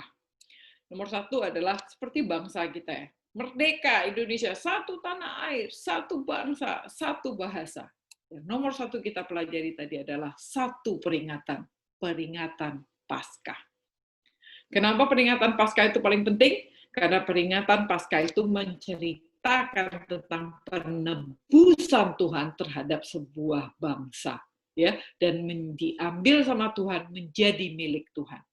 Dan saya baca dari 1 Korintus 5 ayat 7 dan 8, buanglah ragi yang lama itu, hidupmu yang lama itu, dosamu yang lama itu buang, supaya kamu menjadi adonan yang baru, sebab kamu memang tidak beragi lagi. Ya, sebab anak domba Paskah kita juga telah disembelih, yaitu Kristus. Karena itu, marilah kita bukan dengan ragi yang lama, bukan pula dengan ragi keburukan dan kejahatan, tetapi dengan roti yang tidak beragi, yaitu kemurnian dan kebenaran. Ini tulisan Rasul Paulus di Perjanjian Baru kepada jemaat di Korintus. Dia merujuk kepada peristiwa Keluaran. Kata-kata yang digunakan di sini semua kata-kata Paskah, bukan? Nah, di sini diasosiasikan bahwa anak domba Paskah itu adalah perlambang dari Kristus. Ya, nah saya akan jelaskan sedikit di sini.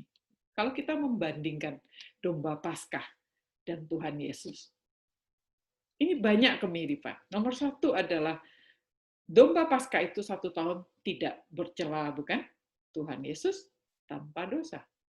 Ya, makanya domba Paskah 1 tahun tidak boleh ada celanya. Ya, Tuhan Yesus tidak bercela. Dia seharus seekor jantan, Tuhan Yesus seorang laki-laki. Dia harus dewasa 1 tahun, Tuhan Yesus itu dewasa 33 tahun. Jadi kalau domba dewasa 1 tahun itu dianggap umur primanya gitu, makanya kalau kita beli sate kambing, kambing muda kan gitu, nah artinya kambing 1 tahun itu empuk, cakep, paling baik gitu. Nah manusia dikatakan tuh usia 33 tahun itu usia prima begitu. Nah jadi Tuhan Yesus itu juga meninggal, wafat usia 33 tahun ya. Dan domba Paskah itu diawasi selama 4 hari dari pemilihannya hingga disembelih. Ingat, diambil hari ke-10, disembelih hari ke-14 ya. Tuhan Yesus mengalami kehidupan yang diawasi dengan cermat dari dia kecil sampai dia gede. Orang Farisi melototin mulu setelah dia apalagi waktu dia mulai mengajar ya 3,5 tahun terakhir dari hidupnya itu diamati dengan sangat kuat oleh orang Farisi. Ya. Domba itu disembelih di hadapan seluruh umat Tuhan Yesus itu, dan disembelih pada jam 3 sore. Dan Tuhan Yesus itu disalib di depan umum, dan Tuhan Yesus itu menyerahkan nyawanya jam 3 sore. Apakah itu kebetulan? Tidak. Ya. Nah, darah domba dibubuhkan di ambang pintu rumah orang Israel sebagai tanda bagi Tuhan untuk tidak membunuh anak sulung keluarga. Darah Tuhan Yesus juga tercurah, nyawanya diberikan agar setiap orang yang percaya diselamatkan dari penghakiman. Dan tidak ada tulang domba Paskah yang dipatahkan. Dan tidak ada tulang Yesus yang dipatahkan saat ia wafat, meskipun ia mengalami perlakuan yang brutal. Jadi biasanya orang yang disalib, kalau mau meninggalkan secara lebih cepat, kakinya dipatahkan kan supaya dia lebih cepat meninggal. Tapi Tuhan Yesus sudah meninggal ketika mau dipatahkan kakinya, dia sudah meninggal. Jadi nggak jadi dipatahin. Jadi tidak ada tulang Tuhan Yesus yang patah ketika ia wafat. Nah, jadi domba Paskah itu adalah perlambang dari Tuhan Yesus. Adalah domba Paskahnya yang menebus kita. Makanya kita nggak perlu lagi merayakan Paskah seperti orang Yahudi, karena kita sudah ditebus oleh Tuhan Yesus dan itu cukup sekali dan selama-lamanya. Anda bayangin kalau kita mesti seperti orang Yahudi, coba. Seperti orang Islam, tiap Idul Adha cari korban dulu gitu ya, terus mesti seperti orang Yahudi. Enggak, karena kita percaya Tuhan Yesus sudah tebus kita. Nah, orang Yahudi kenapa masih melakukan Paskah? Karena dia tidak mengenal Tuhan Yesus. Mereka tinggal dalam agama Yudaisme mereka. Mereka tidak mengenal Mesias, karena bagi mereka Mesias belum datang. Bagi kita orang Kristen, Tuhan Yesus sudah datang. Dan Tuhan Yesus sudah menjadi domba Paskah kita. Makanya kita tidak melakukan perayaan Paskah seperti orang Yahudi melakukannya lagi. Kalau kita mau lakukan, boleh-boleh aja untuk peringatan, tetapi itu tidak lagi menjadi keharusan. Harus, kan tadi kan harusnya banyak ya. Nah, nomor 2 adalah, tadi kan satu tanah air, satu bangsa. Nah, tadi kita satu perayaan Paskah. Yang kedua adalah satu bangsa, kepunyaan Tuhan Allah Israel. Jadi, di sini perayaan Paskah itu menunjukkan satu bangsa, bangsa pilihan. Tuhan itu memilih bangsa Israel itu sudah dideklarasikan dari Abraham. Ketika Abraham diminta keluar dari Ur Kasdim untuk pergi ke tanah perjanjian. Pilihan dan perjanjian ini diteruskan kepada keturunan Abraham. Ingat perjanjian Tuhan tadi, kepadamu dan kepada keturunanmu. Jadi Ishak, Yakub, Yusuf, dan Israel sekarang ditempatkan terpisah di tanah Goshen dari awal. Ya, lalu tulah ke-10 ini, kematian anak sulung dan penebusan anak sulung Israel. Suatu ekstrim, demonstrasi pemisahan antara orang Israel dari Mesir. Ya. Nah, sang pemilik, karena Tuhan sudah tebus, yang punya siapa sekarang? Tuhan. Ya, sang pemilik adalah Tuhan sendiri. Aku udah tebus. Aku adalah Allah orang Israel, begitu kata Tuhan ya. Nah, Tuhan memberikan kalender nasional. 12 ayat 1 itu kan Tuhan mengatakan, ini adalah hari baru, bulan baru bagimu. Tuhan memberikan kalender nasional untuk menyatakan hari barumu, hari merdekamu hari ini. Umur negaramu dimulai dari detik ini. Ya, Tuhan memberikan kalender nasional yang membedakan mereka dari bangsa lain.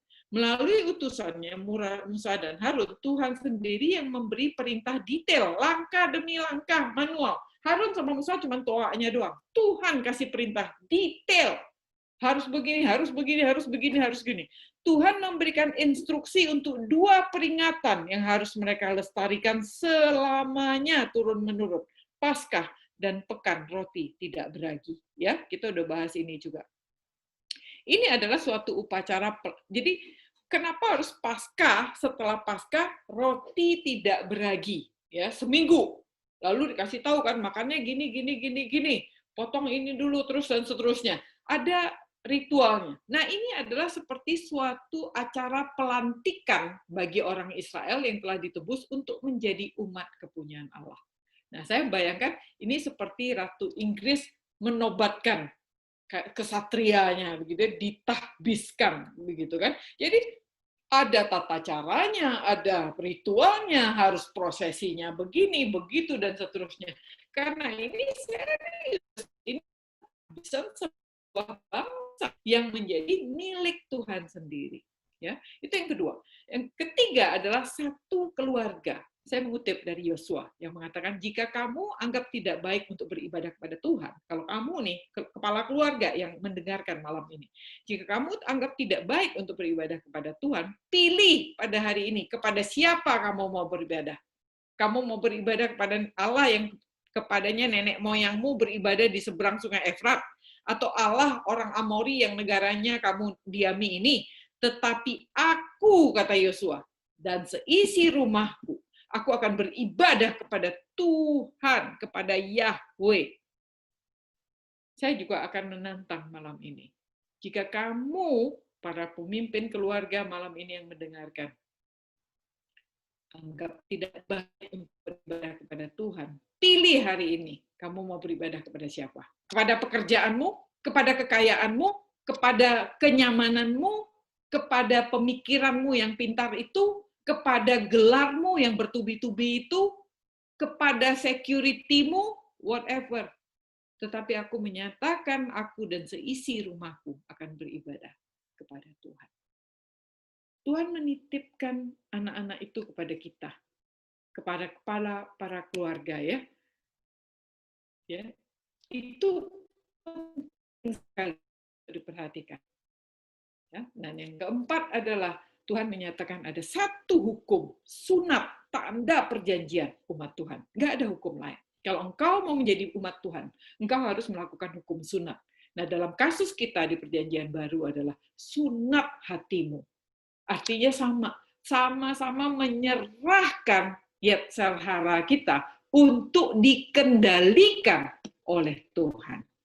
Ya, jadi jangan seenak udelnya menyalahgunakan yetzer hara. Jadi yetzer hara yang dibangun dari atas kepentingan atau pemuasan diri kita sendiri itu menghasilkan 7 dosa yang mematikan. Tinggi hati, iri hati, murka, kemalasan, keserakahan, kerakusan, dan hawa nafsu. Ya, ingat, yetzer hara yang dibangun atas dasar untukku, kepentinganku, aku bisa harus bertahan hidup terus untuk aku, itu yang akan terjadi. 7 deadly sin, 7 dosa yang mematikan. Ya, kalau kita tidak taming yetzer hara kita lihat dari zamannya Michael Jackson sampai bandnya Korea, sama bukan? Di mana kita mentaming yetzer hara itu? Menjinakkan yetzer hara? Enggak. Kita mengumbarnya dan mengikutinya. Ini yang terjadi, bukan? Ini lelaki atau perempuan udah nggak jelas nih. Semua udah pakai lipstick, semua udah pakai alis, semuanya operasi plastik, dagunya udah lempeng semua, udah runcing-runcing semua, bukan tipe orang Korea begitu, bukan? Dan muka udah sama semua. Seperti kartun, hidung semua operasi. Nah, apa yang terjadi dengan Michael Jackson? Ya, satu malam sebelum dia mati, dia masih perform. Besoknya mati. Diduga. Ini lelaki perempuan udah nggak jelas. Dan ini kita bangga, begitu ya. Kalau ini kita lakukan, anak-anak tidak punya identitas. LGBT, mungkin di zaman saya yakin betul, zaman saya aja, gitu ya. Ketika kita bilang LGBT gitu, kita merasa geli dan kemudian merasa kayak sesuatu yang tidak benar gitu. Tapi anak-anak kecil kalau kita tanya tentang orang LGBT, mereka merasa biasa saja. Dan itu mengerikan. Saya pernah diundang menjadi dosen di sebuah university, dan yang undang saya seorang dosennya. Lalu kemudian saya datang ke sekolah itu dan saya lihat, waduh, buset, ini kayaknya banyak banget yang nggak benar di sini gitu ya. Saya melihat lelaki-lelaki yang sudah seperti perempuan semua. Kemudian saya mendiskusikan hal itu dengan dia, dan kemudian saya tidak pernah lagi diundang di sekolah itu. Dan saya sampai merasa, ya ampun gitu, apa yang terjadi nih sebenarnya, ya, orang-orang kehilangan identitas. Nah, anak-anak kita semua Instagram itu bicara tentang George's rich and famous, sehingga kalau kita mau cakep, mau kaya, mau terkenal, to-do list kita cuma satu, menang pokoknya, kan gitu, menang dari orang lain, nggak bisa nggak, harus menang, nggak ada kata kalah. Jadi kalau ini yang usaha nih ya, saya bilang begini nih, untuk orang marketing kan bilang, oh harus menang, harus berbeda. Orang punya burger ini single cheeseburger gitu kan, oh kita beda, kita double cheeseburger. Habis double cheeseburger kita bilang apa? Oh gue triple cheeseburger. Habis triple cheeseburger bilang apa? Oh yang itu nggak pakai sayur, aku pakai sayur lebih sehat kan gitu. Habis pakai sayur, enggak, gue lebih tebel dong, udah pakai sayur dagingnya juga lebih banyak, kejunya juga lebih banyak dong. Lalu, oh aku lebih sehat lagi pakai udang, pakai telur, pakai macam-macam. Sampai akhirnya burgernya jadi segede gajah begitu kan. Dan untuk katakan aku lebih baik dari orang lain. Apakah gamenya selesai sampai di sini? Kalau sudah burgernya 1 meter. Oh, jangan salah, muncul lagi burger kotak. Gue udah nggak musim yang bulat, yang kotak. Mau berantemnya sampai kapan? Ya, mau menangnya seperti apa? Kita tuh udah bingung dengan hal-hal seperti ini. Ini yang saya katakan sebagai sindrom melatah. Sebenarnya ini latah sebenarnya. Karena kita nggak tahu apa yang kita lakukan. Nah, karena latah seperti ini yang muncul, bukan? Ini di Jogja, satu tukang bakpia laku, tetangga bikin bakpia. Itu tetangga bikin bakpia, depan rumah bikin bakpia, semua bikin bakpia. Musuhan nggak? Musuhan ujungnya. Ya bukan? Itu yang terjadi, bukan? Jadi jangankan bicara KFC dan McDonald, tukang bakpia aja berantem. Dan kita mau bunuh satu brand dengan brand yang lain, bukan? Nike berkelahi dengan Adidas, Pepsi berkelahi dengan Coca-Cola, dan semua berebut restoran untuk lebih unggul, untuk gede-gedean, untuk gaya-gayaan, supaya menang. Nah, jadi kita membuat merek bahkan yang membunuh orang lain. Bahkan kita berusaha menjadi orang yang paling berpengaruh. Nah, kalau kita menjadi orang paling berpengaruh, hari gini pakai handphone melulu, kalau perlu kita modifikasi wajah kita, bukan? Supaya kelihatan tetap gaya, tetap cool, walaupun moodnya udah nggak karu-karuan. Yang terjadi adalah manipulasi demi manipulasi. Teman-teman, Bapak Ibu, tolong ingat, di luar sana itu hutan belantara, dan itu mengerikan. Mata iblis itu menatap kita. Dan dia ingin makan kita. Terus gimana dong? Apa nggak boleh bergaya gitu? Kalau saya bilang ingat ya, ini juga Rasul Paulus, tadi Petrus ya, ini Rasul Paulus mengulangi hal yang sama. Dia bilang sama Timotius, demikian juga hendaknya perempuan. Ya, hendaklah ia berdandan dengan pantas dan sopan dan sederhana. Rambutnya jangan berkepang-kepang, jangan memakai emas atau mutiara ataupun pakaian yang mahal-mahal, tapi hendaklah ia berdandan dengan perbuatan baik, seperti yang layak bagi perempuan yang beribadah. Jadi bisa nggak kita kelihatan manis, cantik? Boleh. Ini salah satu contoh orang yang sukai. si Kate Middleton. Saya mengutip dari Coco Chanel. Coco Chanel ini juga seorang desainer. Dia bilang apa? Wanita yang berbusana buruk, orang justru akan ingat busananya. Tapi wanita yang berbusana baik, orang akan mengingat orangnya. Nah itu dia. Pakai jeans robek-robek itu buruk apa baik? Saya nggak tahu deh kriteria sekarang kalau kita anggap itu masih baik. Gitu. Kalau bagi saya orang yang berbusana baik adalah orang yang seperti contoh gambar yang saya taruh di sini. Bisa kok jadi cantik dan sederhana, begitu kan? Dan orang akan ingat orangnya. Kate Middleton, saya jarang-jarang ingat artis gitu ya, tapi saya tahu ini Kate Middleton, karena saya suka dengan gayanya yang sangat sederhana ini. Dan orangnya cantik luar biasa, gitu kan? Dengan kesederhanaannya, tanpa dipoles-poles. Ya. Nah, saya kagum dengan orang Muslim yang tetap berhijab dan cantik. Kita orang Kristen masuk gereja, makin terbuka, makin lucu kali. Entah bagaimana lah kita ini. Mengerikan kita itu. Ya, lebih baik kita lihat, saya harus akuin, orang-orang Islam, Muslim jauh lebih baik dalam berdandan dibandingin kita. Ya. Nah, kalau engkau pandai desain, saya menantang gitu ya, berbuat baiklah seperti itu, seperti Paulus tadi bilang, berdandanlah dengan perbuatan baik. Kalau engkau jago desain, desainlah seperti ini. Coba tentukan sebuah baju yang cocok karena ada 7 body shapes, buatlah para ibu-ibu tampil dengan lebih baik, desainkan buat mereka, bedakan kerahnya, bedakan ininya, jangan pendekin roknya, buka bahunya, buka pahanya, bukan begitu gitu. Tetapi bagaimana keahlianmu itu mendandani orang-orang untuk tampil dengan baik. Orang-orang yang bertulang besar gitu ya, harus bisa juga dibantu supaya mereka kelihatan lebih baik, bukannya bertambah besar gitu. Banyak ibu-ibu gitu ya yang betisnya gede banget gitu, pakai rok mini, astaga gitu, mau jadi apa gitu. Kalau kita ke pesta kawin gitu kan, banyak ibu-ibu yang kelihatan kayak lemper saking bajunya begitu ketat, sudah lemak sacarnya ke sana kemari gitu dan tidak karuan bentuknya. Tetapi saking gaya tetap harus begitu. Nah, kalau engkau punya desain punya keinginan, punya passion, punya keahlian di dalam desain baju, silahkan. Tetapi gunakan itu sebagai perbuatan baik untuk orang lain. Ya, nah seperti sebelah ini, ibu yang di tengah dan di kiri, mereka berdandan dengan baik. Tapi ibu yang di kanan, dia sendiri pakai baju, it's not at your age, gitu ya.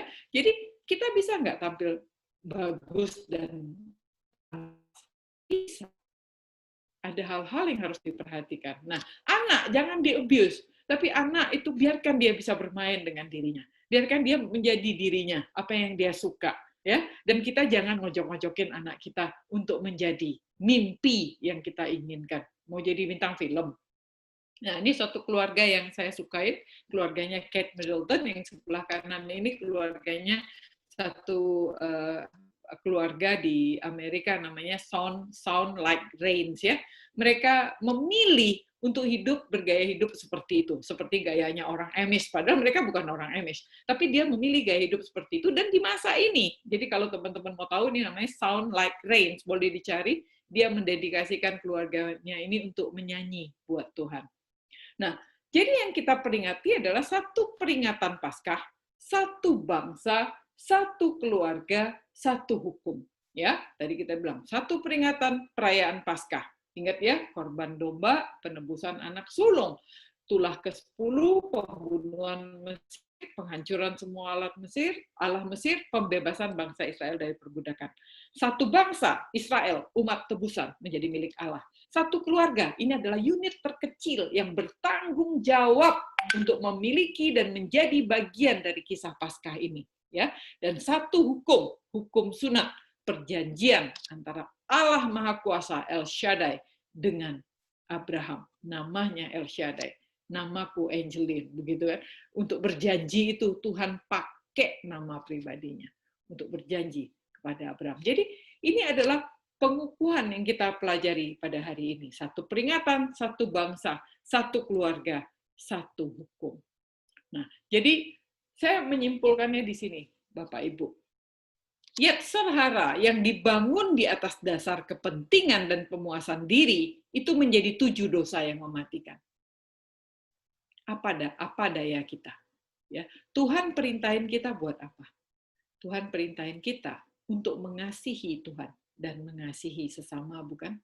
Nah, bagaimana kita menempatkan yetzer hara ini dibangun di atas dasar mengasihi Tuhan dan mengasihi sesama.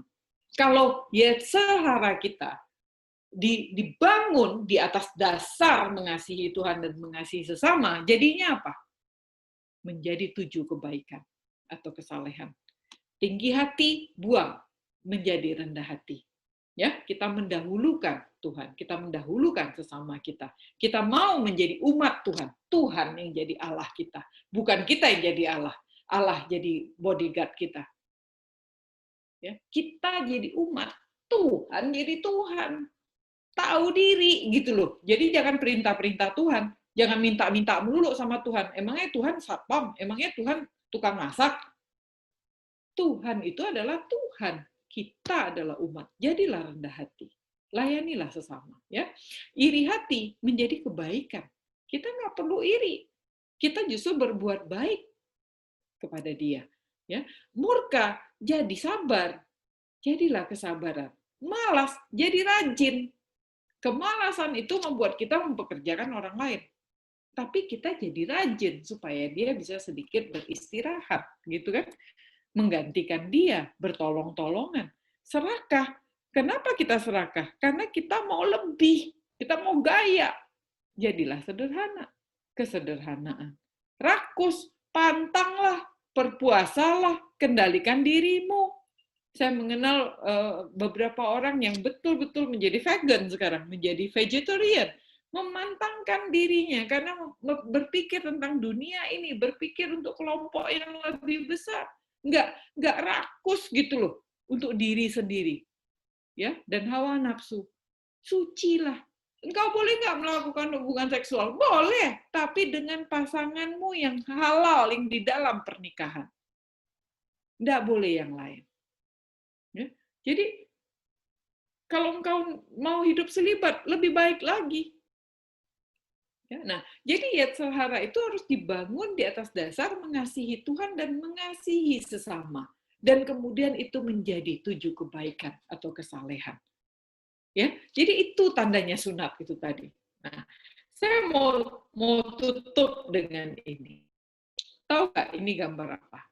Ini adalah makanan terakhir untuk orang yang mau dieksekusi mati. Jadi orang mau eksekusi mati ditanya kan, mau makan apa? Ini makan terakhir. Yang nomor 1 pilih, ya udah makanan penjara aja katanya. Dia udah nggak bisa milih. Yang kedua milih, dia milih makanan yang dia suka mungkin ya. Tapi kita lihat cuman, ya ini kan gaya bule ya, sederhana aja. Yang ketiga pilihnya fried chicken sama french fries, makan ayam sama kentang goreng aja. Itu kalau di Indonesia mungkin nasi uduk sama telur ceplok kan gitu. Yang keempat milihnya cuma roti, kasih selai kacang sama segelas soda gitu. Nah, coba kita bayangkan deh, kalau kita menjadi mereka nih, entah sejam lagi mau dieksekusi ini, mau disetrum, mau disuntik mati, pilih makan terakhir sekarang apa? Apa sih hidup kita? Ada satu orang yang saya kenal bilang begini, gua kan kerja capek, gua boleh dong beli baju begini, gua boleh dong pergi beli barang branded, gua boleh dong ke salon, gua boleh dong begini. Saya akan tanya balik, emang lu yang punya duit kan gitu? Emang lu punya badan? Bahkan tubuh kita ini saja bukan loh. Apanya yang lu boleh? Ketika kita mengatakan kita boleh, kota boleh. Hei, kita tuh cuman umat. Yang punya itu Tuhan. Kenapa kita bilang kita boleh? Apa boleh? Gitu. Kenapa lu kerja gila-gilaan seperti itu? Karena kita mau mengumbar nafsu kita, bukan? Dan kita menyalahgunakan kebebasan kita untuk itu, bukan? Apa yang Tuhan inginkan? Bayangkan kalau besok kita mati atau nanti malam kita mati. Hari ini suruh makan apa? Saya mungkin juga sama orang itu milih roti pakai selai kacang. Apa sih yang kita mau perjuangkan dari hidup ini dan mau dibangga-banggain? Waktu kita sebentar lagi selesai, saudara-saudara. Yang harus kita perjuangkan adalah benar-benar menjadi umat Allah. Jadi saya ajak kita bangkit berdiri. Saya mau ajak kita bangkit berdiri. Dan saya mau ajak kita nyanyi lagu ini sebagai lagu doa kita. Saya mau ajak kita menyerah. Jangan kau pertahankan gaya hidupmu itu. Jangan kau pertahankan kesombonganmu. Anakku masih sekolah ke luar negeri. Istriku masih pakai mobil terbaik. Rumahku masih punya peralatan teknologi tercanggih. Handphoneku masih handphone terbaru. Kalau malam ini belum selesai kita Bible study ini, Tuhan panggil. Tuhan akan tanya, apakah engkau kenal aku? Apakah engkau umatku? Apakah engkau sadar yang namanya domba Paskah itu ada representasi dari Tuhan Yesus? Itu yang akan Tuhan Yesus tanya nomor satu. Apakah engkau mengenal Tuhan Yesus? Allah Bapa akan tanya, apakah engkau kenal anakku? Itu nomor satu. Nomor dua, Tuhan akan tanya, terjadi dengan keluargamu, orang-orang yang aku titipkan kepadamu. Apakah engkau mengajarkan mereka tentang penebusan Tuhan? Apakah engkau menceritakan dan bersungguh-sungguh membuat anak-anakmu itu mengerti tentang penebusan Tuhan? Atau engkau sibuk suruh dia pergi les Mandarin, suruh les piano, suruh les biola? Apakah engkau yakin anakmu mengenal Kristus dengan baik? Dan yang ketiga, Tuhan akan tanya, apa bukti imanmu kepadaku? Sunatmu, apa buktinya? Terlihatkah di dalam dagingmu? Terlihatkah di dalam perbuatanmu? Atau hanya engkau ngomong-ngomong doang? Kristen KTP, ateis praktis. Secara praktis, secara kerja, kita ateis. Seperti orang tidak percaya Tuhan. Lebih mengandalkan gaji kita, lebih mengandalkan usaha kita. Sudah satu pabrik, mau dua pabrik, sudah dua pabrik, mau tiga pabrik, terus aja. Harus menang, harus mendapatkan pangsa pasar, harus nomor satu, dan seterusnya. Di mana sunatmu? Di mana Tuhan bisa bilang, kulihat dari dagingmu itu, bahwa engkau adalah bangsa, bahwa orang yang sudah ditebus. Perbuatanmu itu kelihatan apa tidak? Yakobus 2:17 bilang, iman tanpa perbuatan adalah mati. Mati. Itu yang Tuhan tanya. Ingat itu, teman-temanku, Bapak Ibu sekalian. Nomor satu adalah, apakah engkau mengenal Kristus? Yang kedua adalah, keluargamu bagaimana? Apa yang kau perlakukan? Apakah mereka juga mengenal Kristus? Itu tanggung jawab yang kita emban. Dan yang ketiga adalah, di mana sunatmu? Di mana orang bisa menyaksikan di dalam dagingmu, engkau menyerahkan seluruh nafsumu dan mengakui Tuhan, terikat dalam perjanjian Tuhan sebagai Allah dan kita sebagai umatnya.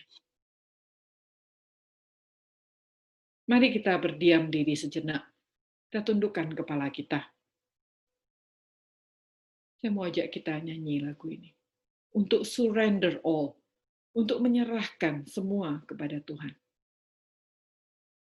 Pada Yesus ku serahkan hidupku seluruhnya. Hati dan perbuatanku pun waktuku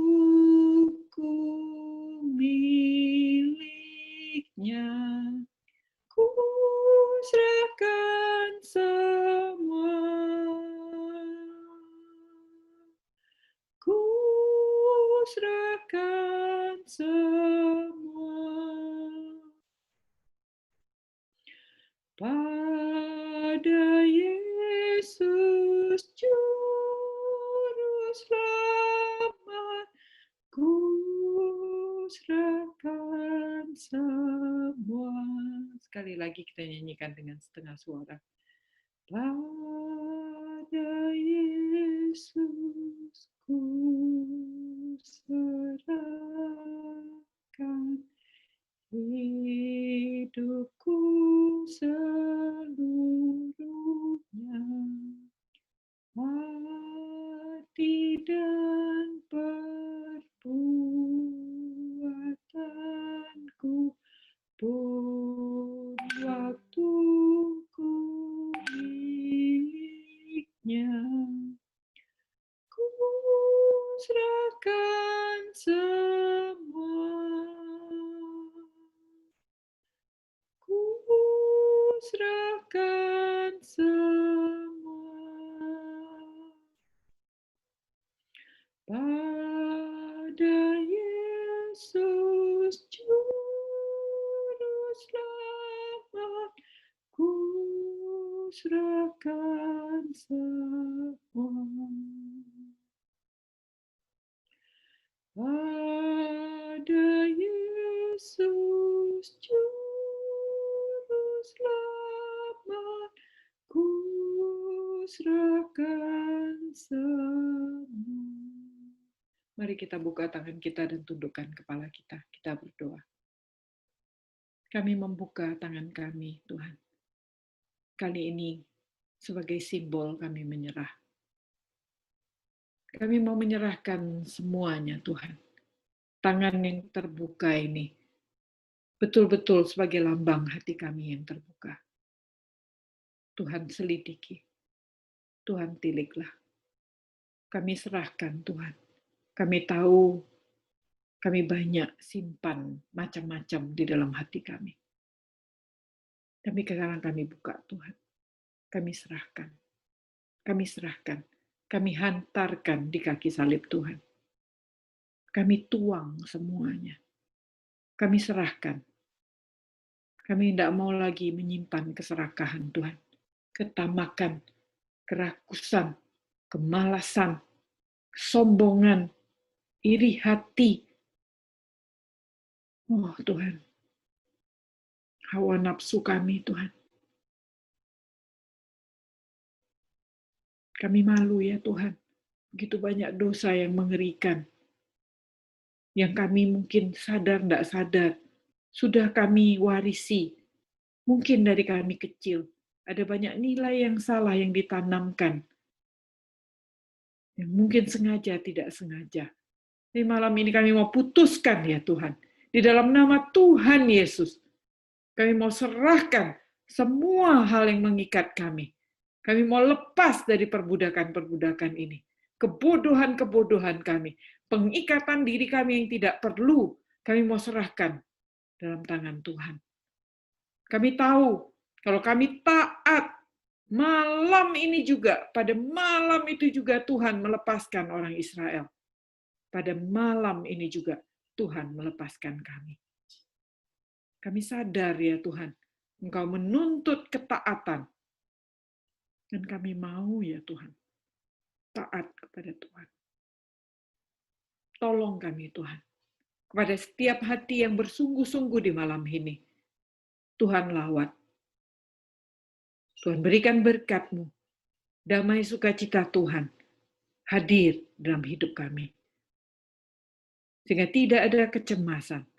Tidak ada bayang-bayang ketakutan. Tidak ada hal-hal lain yang mengikat kami, yang mengejar-ngejar hidup kami. Seolah-olah kami harus menyelesaikan ini dan itu. Mengejar ini dan itu. Untuk menang dan menang dan menang. Tapi kami mau buang semua nafsu itu ya Tuhan. Hidup berserah pada Tuhan. Hidup ikut perintah Tuhan. Kami mau menjadi orang-orang yang berhiaskan dengan kebaikan. Berpakaiankan kebaikan. dan perbuatan yang menyenangkan hati Tuhan. Kami mau hidup di dalam kecenderungan alami kami dengan dasar mengasihi Tuhan dan mengasihi sesama. Dengarkan kami Tuhan. Kami berseru kepada Tuhan. Engkau menolong kami dengan Roh Kudus, Allah Roh Kudus, untuk menolong kami, memampukan kami untuk menjalankan hidup ini sesuai dengan kehendak Bapa. Tolong kami ya Tuhan. Kalau tanpa pertolongan Tuhan, dengan mata yang tidak terarah kepada Tuhan, hidup kami ini sia-sia dan hancur. Kami mau ya Tuhan, untuk itu pegang tangan kami. Tolong kami Tuhan. Engkau berbicara kepada setiap pribadi yang berharap kepada Tuhan. Dan Engkau menolong. Engkau menyatakan kehadiran-Mu. Engkau Allah yang hidup. Engkau Allah yang berbicara. Engkau Allah yang bertindak untuk setiap pribadi yang berharap kepada Tuhan dengan sungguh-sungguh. Dengarkan seluruh sembahyang kami ya Tuhan. Yang kami naikkan di dalam nama Tuhan Yesus. Domba Paskah yang sudah mati menebus kami. Dan kami menjadi milik-Mu ya Tuhan. Di dalam nama ini, nama yang maha agung dan suci dan kudus ini. Dalam nama Tuhan Yesus. Mohon. Amin. Selamat malam teman-teman semua. Malam. Thank you semua. Ya, semua. Malam, Bu. terima kasih. Sampai ketemu ya. Bye. Sampai jumpa. Terima kasih Bu Evelyn. Bye. Bye.